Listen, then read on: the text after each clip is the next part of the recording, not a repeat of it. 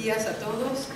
En primer lugar, muchas gracias por la invitación a todos los miembros de la Comisión de la Sociedad de Obstetricia y Ginecología de Córdoba, especialmente a Claudia, por supuesto, sí. Yo considero a todos los miembros y a todos los colegas de aquí realmente amigos. Vamos a tratar en este breve lapso que tenemos de dar un pantallazo general sobre lo que me pidieron, que era que conversemos sobre la enfermedad hemolítica de perinatal. Bueno, tiene una larga historia, como ustedes saben, desde la época en que Sir William Lally fue el que ingresó en la cavidad amniótica y podemos empezar a hablar del diagnóstico de anemia fetal. Muchas personalidades pasaron a través de esta patología. No quiero dejar de resaltar la figura de mi maestro, que fue el profesor Miguel Margulis, que está allí en esa imagen, y que por supuesto fueron los pioneros en estar trabajando en enfermedad hemolítica en la década del 50, donde en realidad todos los fetos que estaban incompatibles fallecían in útero, y como sabemos en la historia está el recuerdo de muchas reinas que no pudieron tener hijos a raíz de la enfermedad hemolítica perinatal, porque todos sus fetos nacían muertos. O sea que realmente este es un avance que sucedió luego de la Segunda Guerra Mundial, a partir del momento en el cual se pudieron distinguir los grupos sanguíneos y se empezó a avanzar en la hemoterapia y se creó la inmunohematología, y a partir de esos momentos es cuando todo esto es traspasado a la perinatología. Y ustedes dirán, ¿qué será esto? ¿Por qué está así borroso? Bueno, simplemente porque es una foto sacada de lo que usábamos tradicionalmente y que no dejamos de usar. Están las fechas debajo, las fechas 1970, estoy hablando de la década del 70, donde nosotros hablábamos y calculábamos qué le sucedía al feto in útero específicamente a través del estudio del líquido amniótico, que lo que medíamos era, por supuesto, la consecuencia, o sea, la hemólisis medida en densidad óptica, medíamos la bilirrubina y luego lo traspasábamos al gráfico del ALE con sus distintas niveles que hablaban de la gravedad. Y también siempre quiero destacar que esta que era la tabla que utilizábamos, ustedes imagínense en este momento, cuando se utilizaban estas tablas permanentemente, los datos que correspondían a estas tablas eran aquellos que eran tomados en el momento del nacimiento de estos fetos, y se comparaba la hemoglobina, el hematocrito del nacimiento, con la situación que tenía ese feto en relación a al índice y el gráfico del ALE. Y si ustedes se fijan, realmente había una correlación muy exacta a lo que hoy podemos encontrar cuando utilizamos las técnicas modernas de cordocentesis y que vamos directo al estudio de la sangre fetal. Por lo tanto, no se estaba tan errado cuando se calculaba el pronóstico de estos fetos a través del líquido amniótico. Desde ya hubo una diferencia muy grande entre lo que pasaba antes de la cordocentesis, en la cual fundamentalmente se trabajaba con líquido amniótico, que permitió hacer grandes avances y pasar a estos gráficos del ALE, que si yo marco acá este gráfico fundamentalmente también para recordar que los gráficos del ALE fueron hechos a partir de 27-28 semanas de gestación, no como luego fueron traspolados y los usábamos a partir de las 24. ¿Por qué? Porque en esa época, cuando se creó el gráfico del ALE, ningún feto iba a poder tener alguna posibilidad por encima de la semana 30. En cambio, después lo que se hizo fue hacer grandes modificaciones, tratando de hacer una valoración y ver qué pasaba antes de esas semanas, como para tener un pronóstico con estos fetos. Bueno, eran todas situaciones que se fueron dando y que se fueron avanzando hasta que llegamos a la época de la cordocentesis. Bueno, aquí al tener sangre fetal, muchas otras cosas se pudieron hacer y se pudieron estudiar, pero fundamentalmente fue un gran avance para todos los estudios de alomonización y, por supuesto, para poder avanzar a través de hacer terapéuticas intrauterinas. Desde ya entonces que la diferencia entre poder estar trabajando antes y después de la cordocentesis es que hasta la amniocentesis podemos llegar al diagnóstico, y con la cordocentesis podemos efectuar tratamientos en forma directa. Pero también lo que quiero decir es que no significa con esto que la amniocentesis y el estudio del líquido amniótico estén dejados de lado. De hecho, que puede hacerse pronóstico, que puede hacerse una valoración de lo que está sucediendo a través del estudio del líquido amniótico. pero lógicamente teniendo algún tipo de recaudos que antes, por supuesto, como no teníamos otra posibilidad, tampoco los teníamos, porque bueno, teníamos que llegar al líquido amniótico sí o sí. Por ejemplo, el estar haciendo una amniocentesis transplacentaria, como lo hacíamos en las épocas en que a veces ni siquiera teníamos ecografía. Hoy esto está absolutamente contraindicado, no se indicaría bajo ningún punto de vista. Solamente podríamos ir al líquido amniótico si tenemos una placenta en cara posterior o tenemos una importante ventana que nos permite ir limpiamente y en un solo ingreso al líquido amniótico. O sea, todo lo demás que antes lo hacíamos porque no teníamos otra forma de hacerlo, hoy estaríamos contraindicados. Pero quiero volver a señalar esto, que si no tienen otra posibilidad, el líquido amniótico sigue dando pronóstico para la enfermedad hemolítica perinatal. Y lógicamente la cordocentesis tampoco está libre de y estas series que fueron mostrando qué es lo que sucedía con todas las complicaciones que podían tener, una de las que yo más marco es la hemorragia fetomaterna. O sea, si nosotros no ingresamos correctamente a un cordón, estamos intentándolo varias veces, estamos pasando por sobre la placenta. Cada vez que nosotros ingresamos y pasamos sobre la placenta, estamos favoreciendo la hemorragia fetomaterna. Y si favorecemos esta hemorragia, también estamos estimulando el sistema inmune y estamos aumentando el título de anticuerpos. O sea, ir a un cordón significa que tenemos que hacer una técnica muy limpia y también significa que quien va a cordón tiene que estar muy entrenado para hacerlo. No cualquiera puede hacer una cordocentesis. Esto es muy privativo de la medicina fetal y hay que estar entrenado para poder llegar al cordón. Entonces, por supuesto, podemos hablar de lo más grave de todo, que era la muerte fetal. Y yo siempre dejo presente la estadística sacada por nosotros en 1994. Y ustedes me dirán, ¿no hicieron más cordocentesis? No, hicimos miles de cordocentesis. Pero, ¿por qué muestro esta? Porque cuando yo hablo con los pacientes, siempre digo que la situación asociada es del 2.5%. Ustedes me dirán, ¿y para qué lo muestra? Simplemente porque hay problemas en relación a la cordocentesis. Puede haber problemas importantes, el feto se puede mover, el feto puede dañar el cordón, entonces es preferible que yo hable con los pacientes claramente, a pesar de que uno podría decir que en los últimos tiempos difícilmente tengo un inconveniente, pero como uno no es Dios ni mucho menos, hay que aclarar que la cordocentesis puede tener sus complicaciones cuando uno la está realizando y más si uno la hace sobre un feto que está enfermo. ¿Qué es lo que pasa con otros métodos en los cuales podemos nosotros avanzar en la enfermedad hemolítica perinatal? Ustedes también dirán, ¿para qué colocará el monitoreo fetal, que está tan vapuleado últimamente, que no se usa, etcétera, etcétera? Bueno, el monitoreo fetal sigue teniendo su utilidad.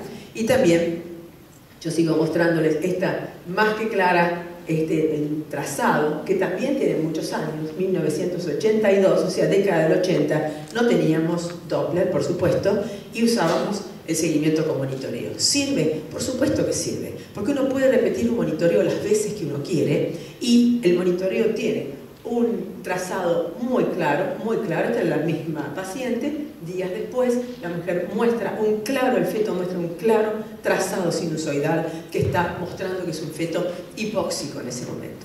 ¿Es privativo este trazado de la anemia fetal? No específicamente. Para los casos de enfermedad hemolítica o que sospechamos anemia fetal, sí, pero también lo podemos encontrar intraparto cuando tenemos un feto hipóxico, o sea, cuando realmente tiene un déficit de oxigenación.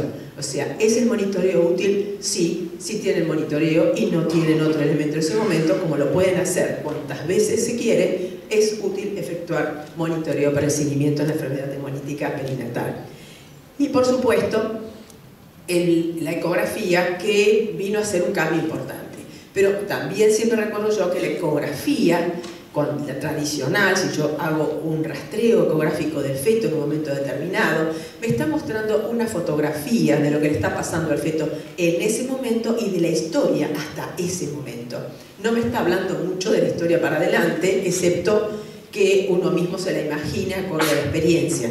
O sea, ¿qué es lo que vamos a buscar? Bueno, vamos a buscar si tienes ascitis, estas son imágenes que ustedes conocen bien también, o sea, vamos a ver el espacio y las asas intestinales libres en el abdomen del bebé, vamos a estar observando la vascularización, por supuesto cuando tiene derrame pericárdico en cualquiera de los dos modos, y luego avanzamos con el Doppler. El Doppler sí fue un avance muy importante en todos los ámbitos en medicina fetal. Creo que hoy lo vamos a mencionar muchas veces cuando hablemos de restricción de crecimiento, cuando hablemos de salud fetal.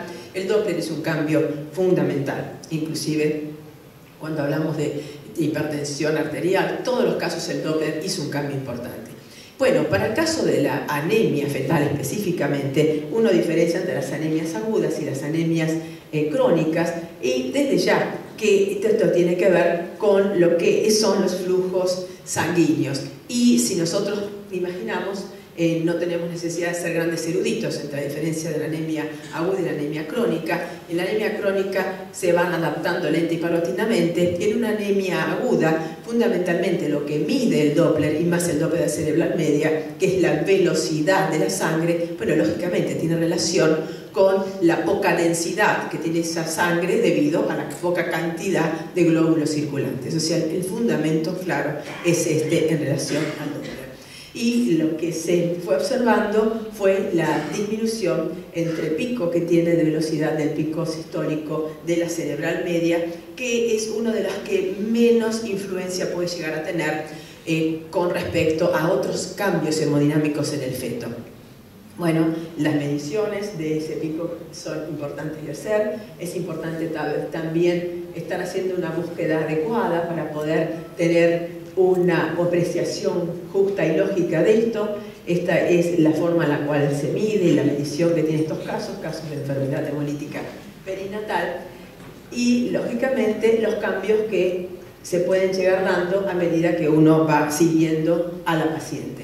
La típica imagen para tener una imagen justa y correcta para la medición, y los tradicionales gráficos que aparecieron en el New England Journal of Medicine en el año 2000, que encabezados por Giancarlo Marí, en el cual marcó las diferencias que podía pasar con hemoglobina y en relación a edad gestacional en fetos en los cuales podían tener enfermedades severas, moderadas o pocas anemia fetal, ¿no es cierto? Moderada anemia fetal. Bueno, esto, si ustedes pueden observar, y por aquel gráfico inicial que yo les mostré del gráfico del ALE y los niveles de hemoglobina dentro del gráfico del ALE son similares, o sea que no eran tan errados nuestros maestros cuando pudieron hacer esa apreciación a través del gráfico del ALE. Bueno, todos los cálculos que se hicieron en ese momento fueron sacando en primer lugar todas las concentraciones que podía tener la hemoglobina en relación a las distintas edades gestacionales. Luego hicieron los cálculos para poder encontrar la sensibilidad que podía tener este método, y cuando hicieron la comparación entre la velocidad del pico sistólico y la edad gestacional, todos aquellos casos que eran más graves, por supuesto que son los que están en puntitos llenos, son los que estaban en la mayor velocidad. O sea, a mayor velocidad, mayor severidad del daño fetal. Ellos tomaron muchos casos, pero fundamentalmente anti-D, igualmente no eran tantos cuando se hicieron estas curvas, pero sin embargo podemos decir que tiene validez este método. El gráfico que utilizamos, pues la tabla que se utiliza, que es lo que uno puede esperar de la velocidad del pico sistólico acorde a la edad gestacional. Y por supuesto, esto sería la media, o sea, lo que nosotros podemos llegar a esperar, y a medida que nos alejamos del múltiplo de la media, cuando pasamos por el 1.5 múltiplos de la media, significa que nos estamos acercando a una anemia entre moderada, cuando estamos entre 1.29 y 1.50, grave cuando estamos en 1.50 y seguimos hacia arriba en esa velocidad del pico sistólico. Lógicamente, no es una sola medición, uno va haciendo mediciones, y la ventaja importante que tiene esto también es el hecho de decir que por ser métodos no invasivos lo podemos repetir las veces que queramos, las veces que sean necesarias. Cuando nosotros llegamos a ese diagnóstico y decimos, bueno, realmente este es un feto que necesita algún tipo de tratamiento, ahí vamos a la cantidad de tratamientos que a lo largo de la historia se fueron diagramando, y Sir William Laley nuevamente para la década del 60 fue cuando empieza con los tratamientos intraperitoneales. Para los que son muy jóvenes y no lo escucharon anteriormente, el haber llegado al tratamiento intraperitoneal fue por casualidad absoluta. Se imagina que en esa época lo único que se hacía todo esto era con radiología. Por lo tanto, cuando ingresó William Laley para hacer una amniocentesis, lo que realmente sacó fue líquido acítico de un feto hidrópico. Entonces dijo, si lo hice por casualidad, si lo busco lo voy a poder hacer. Entonces empezó a crear el método intraperitoneal, que se usó durante mucho tiempo y dio sus resultados. Y esta era la forma en la que trabajábamos nosotros. Marcábamos el lugar donde estaba el abdomen fetal, colocándole una sustancia de contraste, y después íbamos con la aguja a ese sector. Se imaginan que todo era estático, trabajábamos con radiología, calculábamos inclusive la profundidad con radiología. Y claro, los fetos eran bastante, como estaban bastante mal, porque no teníamos diagnósticos precoces en las épocas pre-ecografía, eran bastante estáticos estos fetos. Si no se imaginan con todo lo que se puede llegar a mover un feto, sin embargo pasaba en esas épocas, cuando no estaba muy hidrópico, cuando uno iba a buscarlo en ese lugar, se corría el feto y no llegábamos allí. Bueno, entonces, ¿qué tratamientos podemos tener hoy? Bueno, podemos hablar de dos tipos de tratamientos. Para la patología que estamos hablando, que es la transfusión de glóbulos rojos, o si no, también el tratamiento inmunológico a través de inmunoglobulinas de altas dosis. Las vías, ¿existe la vía intraperitoneal? Porque a veces me preguntan, ¿existe la vía intraperitoneal? Por supuesto que existe la vía intraperitoneal. Cuando uno tiene mucha experiencia efectuando tratamientos intrauterinos y uno tiene un feto que viene en tratamiento y a veces ha ingresado con tratamientos intravasculares, con placentas posteriores, los cuales siempre está el riesgo porque uno ingresa esa placenta y se puede mover el feto y sacar la aguja del lugar. Cuando uno repite los tratamientos posteriores, a veces el feto no está acítico y uno puede ir tranquilamente a peritoneo fetal y más aún el tiempo de absorción de la sangre es más lento, por lo tanto es un tratamiento útil, la absorción es perfecta y el resultado también es muy bueno. Lógicamente, en época ya de su juventud, le tienen aquí Nicolaides, que ustedes tanto hoy lo ven, un poquito más crecido. Bueno, esta es la época en que todos éramos jóvenes, ahí está él con el profesor Margulies en la época en que yo estuve en Inglaterra. Cuando hacemos los tratamientos intravasculares, por supuesto que el tratamiento intravascular, cuando uno llega con la aguja y puede estar ingresando, es inclusive uno siente una mayor satisfacción porque siente que está realmente haciendo una transfusión, porque ve la sangre que está fluyendo a través de los vasos, y el resultado es bueno bajo dos puntos de vista fundamentalmente. En primer lugar, porque tenemos el diagnóstico previo de cómo estaba ese feto, y en segundo lugar, porque tenemos también la posibilidad de ver que estamos ingresando a la parte vascular y posteriormente podemos sacar una muestra posterior. Nosotros hacemos muchas veces esto, lo hacemos siempre en realidad, como observamos el cambio en la velocidad del pico sistólico antes y después de las transfusiones. Evidentemente en forma inmediata hay cambios. Esto lo hacemos fundamentalmente para decirles que nada es perfecto ni exacto en este mundo, porque yo no puedo tener un cambio tan rápido en algo que me hace pronóstico, ¿no? Diagnóstico y pronóstico, como puede ser la velocidad del pico sistólico. Sin embargo, esto demuestra que está muy influenciada por los cambios hemodinámicos. Automáticamente, terminada una transfusión, ustedes ven que cae la velocidad del pico sistólico y bueno, en última instancia nosotros ingresamos sangre dentro del sistema. Y como les decía, el ingreso hacia placentas que están en la cara posterior, a veces en caras laterales, bueno, es más dificultoso por el hecho de que el feto se está moviendo y este riesgo es el que tenemos siempre, el que el desplazamiento del feto pueda corrernos la aguja de un lugar. Lógicamente se hace, vuelvo a repetir, las transfusiones, la terapia fetal en sí, de per se, y todo tipo de tratamiento a través de cordón umbilical o hacia el feto, hay que tenerles mucho respeto. Uno puede hacer muchísimo de estos tratamientos, sin embargo, yo en mi experiencia siempre digo que todo siempre es el primero. Las placentas son todas distintas, los ecografistas tienen que tener gran experiencia, los que trabajamos en esto tenemos que saber ver dónde está el ingreso del cordón, que ustedes me dirán, pero caramba, ¿qué es lo que estará diciendo? Sí, hay aparatos muy buenos, pero los aparatos no hacen diagnóstico. El diagnóstico lo hacen los operadores. Y operar un aparato como corresponde y ver lo hace el ecografista y la gente entrenada en terapia fetal.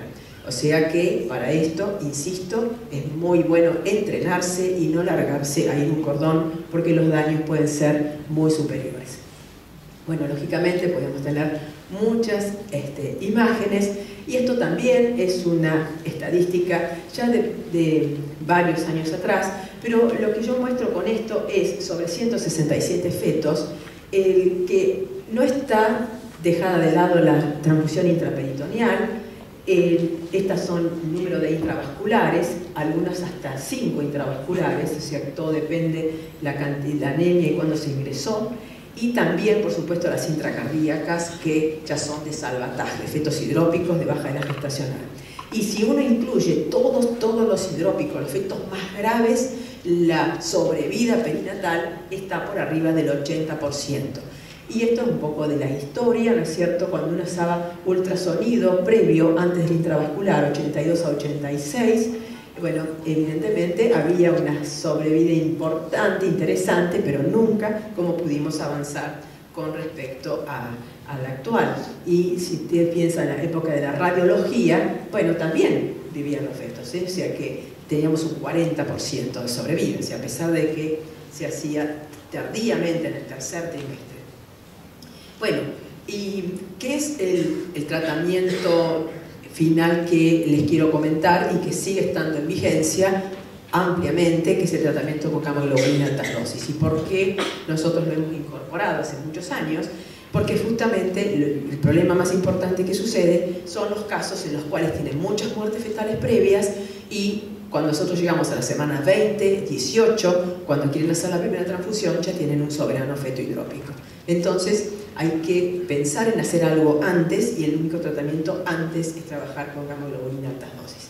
Este fue el resultado del trabajo que se efectuó, que era comparar pacientes que ingresaban con gamma-globulina altas dosis y aquellas que no habían alcanzado empezar este tratamiento. Todos los casos eran terriblemente severos, altos títulos de anticuerpos con mortalidades fetales previas importantes, fetoneonatales previas.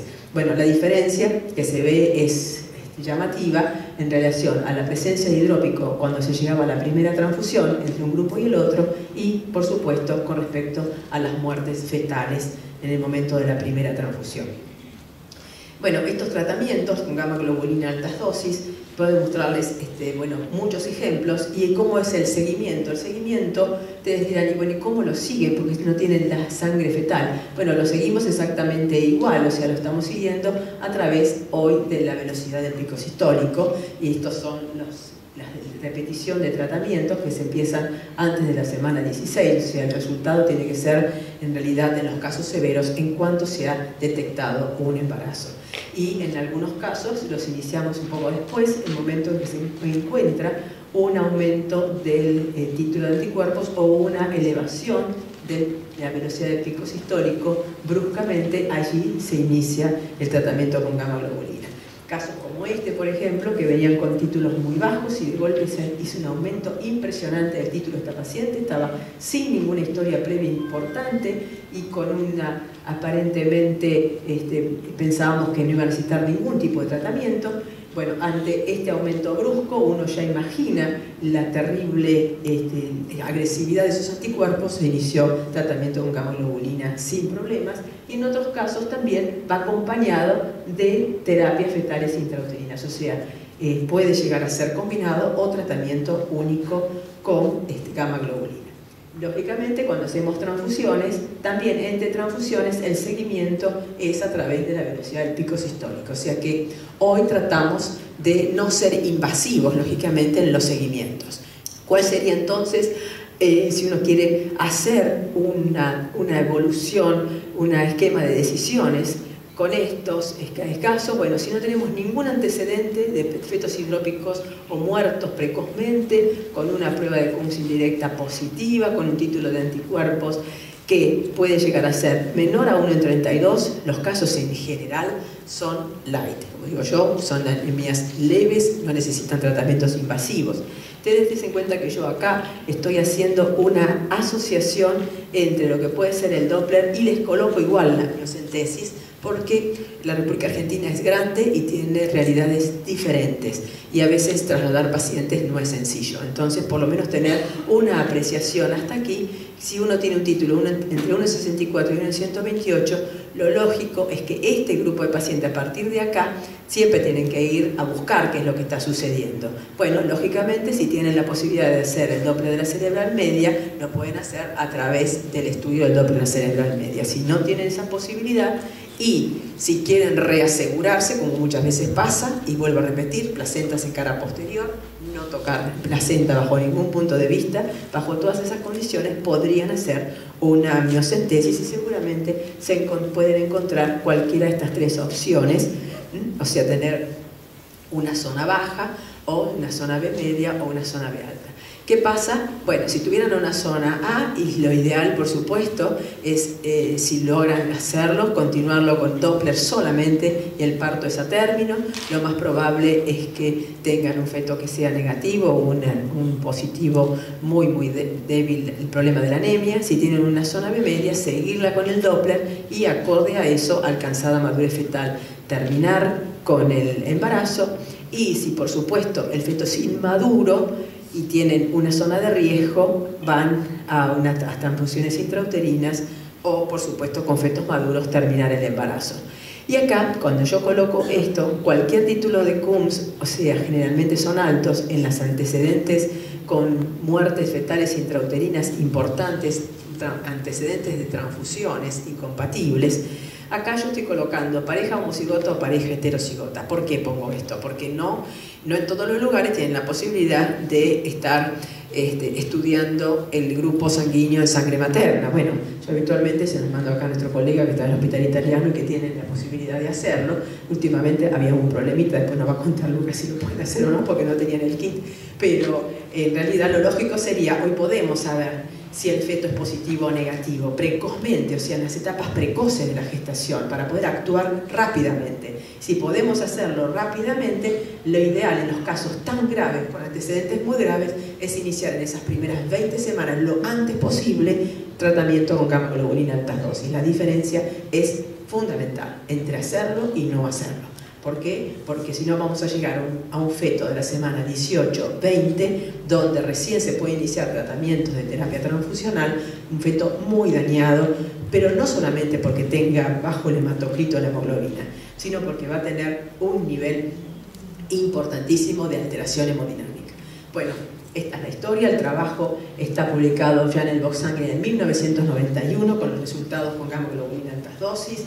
El resultado de todo eso es que no tiene ningún efecto adverso y todo lo contrario, y por otra parte que nosotros no podemos iniciar un tratamiento con gamma globulina altas dosis, como lo dice el trabajo, si el feto ya está hidrópico. O sea, si nosotros tenemos un feto que ya nos llega a nosotros con una anemia severa, por supuesto que tenemos que ir al tratamiento transfusional en forma directa, porque ese feto necesita sangre. Y la gamma globulina está diseñada para hacer tratamiento de inicio precoz durante la gestación. Y lógicamente la otra asociación que hicimos, que fue, como les mostré, el seguimiento entre gamma globulina altas dosis seguido por transfusión intraútero. O sea, empiezan precozmente, bueno, lograron llegar con un feto en momentos de poder seguir con transfusiones intrauterinas, se sigue con transfusiones intrauterinas con un feto en muchas mejores condiciones. Lo que finalmente les quiero manifestar es que este trabajo del año 95, que fue la administración neonatal de gamma globulina, que también fue pionero de nuestro departamento, hoy no hay neonatología que no esté usando gamma globulina neonatal inmediata cuando nace un feto con incompatibilidad sanguínea. O sea que esto es algo que desde ya tiene que hacerse. Para terminar, les decía, lo que les quiero mostrar es los avances que se están haciendo en relación a las investigaciones con los preparados de gamma globulina.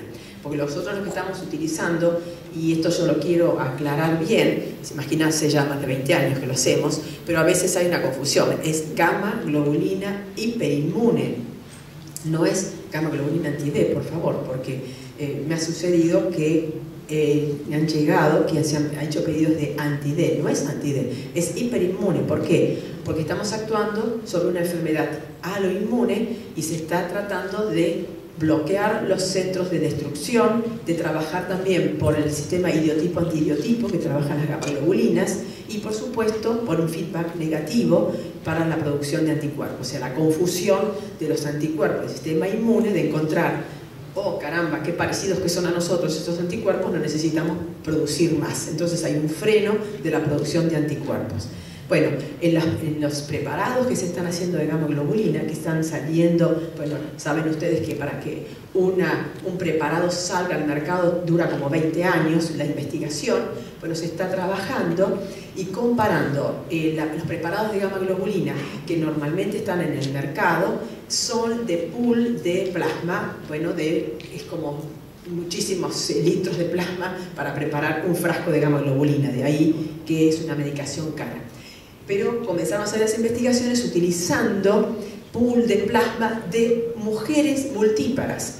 Entonces, esto es lo interesante de la situación, o sea, estar trabajando sobre mujeres multíparas para estas enfermedades autoinmunes.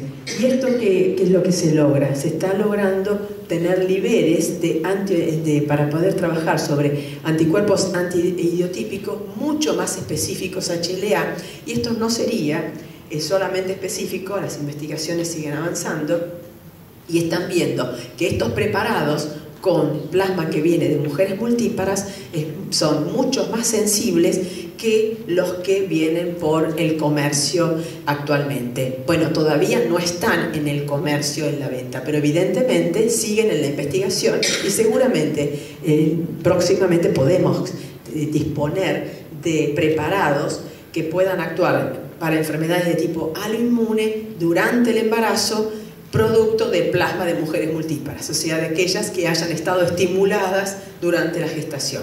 O sea que son avances importantes y seguramente esto va a mejorar muchísimo los resultados cuando estemos tratando con este tipo de terapéuticas.